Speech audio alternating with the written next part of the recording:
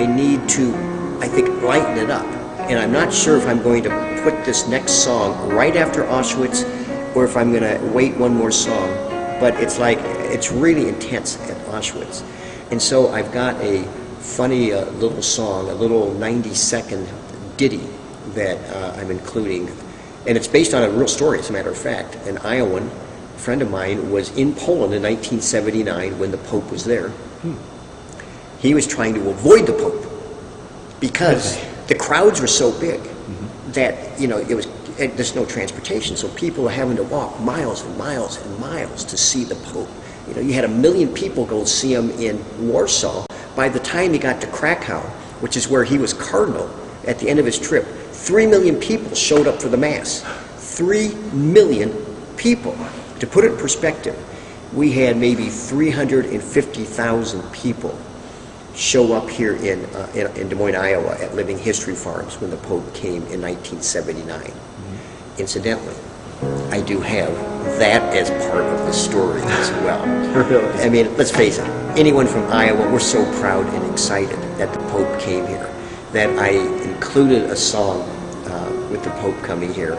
The way that a priest who I know in Des Moines put it, Monsignor Bagnano, is this guy was a Pope of the land. Monsignor Bagnano was one of the movers and shakers at getting Pope John Paul to come to Iowa back in 1979. And he said the Pope just loved our Iowa land. So the idea is for the Pope to come looking across these beautiful, magnificent Iowa fields. You know, we're doing this right now in October, so it's just about this time of year when the Pope was here. I think it was October 4th. So just imagine how he felt looking at this beautiful Iowa countryside.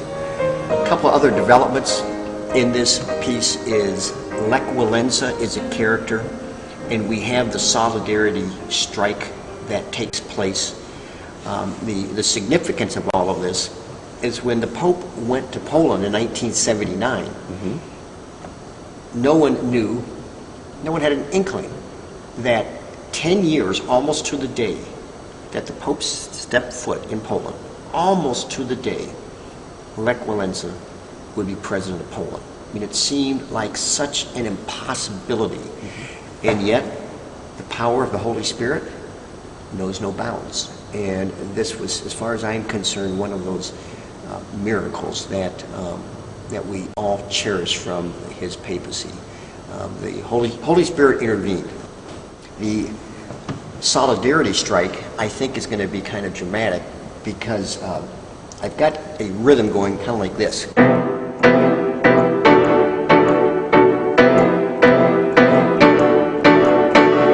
And the idea is to have these kind of burly guys at the shipyards who are welders and pipe makers and, you know, steel makers and that type of thing with their arms rolled up, and they're going to have pipes. We'll probably just use PVC, but whatever, and they're going to be whacking out that rhythm.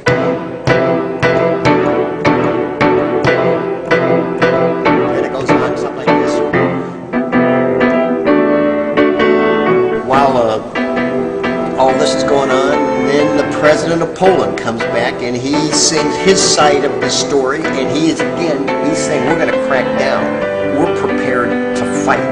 Lech Walesa is saying, we're prepared to strike. And I have the two, again, sing counter to each other in the piece, and it is going to be a very fun and dramatic piece. The way that this show is going to flow is, it is going to be dominated by the music. There are like 14 and a half songs, technically 15 songs, I guess, and that represents a little over an hour of music. And I'm writing a script that will advance the story. The idea is, I thought I'd have two reporters on the scene who are reporting the events as they're, as they're happening, as a way to let us in on the drama of these historical events and to advance the plot line. So I'm going to guess when all is said and done that it'll probably come in 75 to 80 minutes. I want to keep it short enough so we don't have to do an intermission. I don't want to disrupt the flow. And there is, I think, a unwritten law somewhere in theater that you have to take a break if you go 1 second past 90 minutes. So I'm hoping to keep it a little bit shorter than that.